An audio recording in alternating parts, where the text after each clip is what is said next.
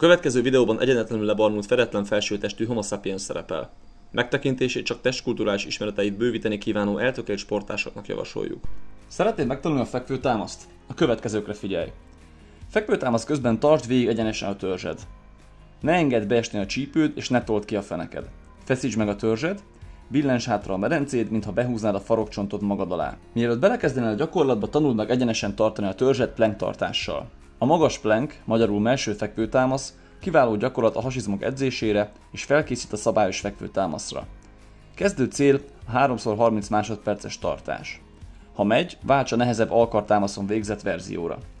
Itt is figyelj rá, hogy a tested a vállattól a bokádig egy egyenest képezzen. A jó fekvőtámasz lényegében egy mozgó plank. A következő, amire figyelned kell, a karok helyzete. Ha hátulról megnézzük, a testednek nem T betűt, sokkal inkább egy előre mutató nyilat kell formálnia.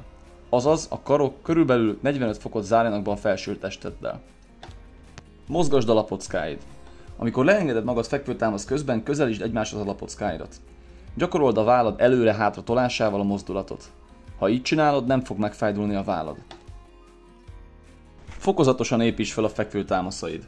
Ehhez használj emelt kéztámaszokat.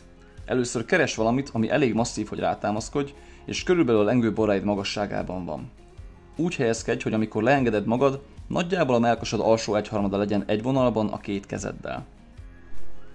Ha megy 15 ismétlés szép tartással, vidd lejjebb a kéztámaszt. Ismételd, amíg eljutsz talajszintig.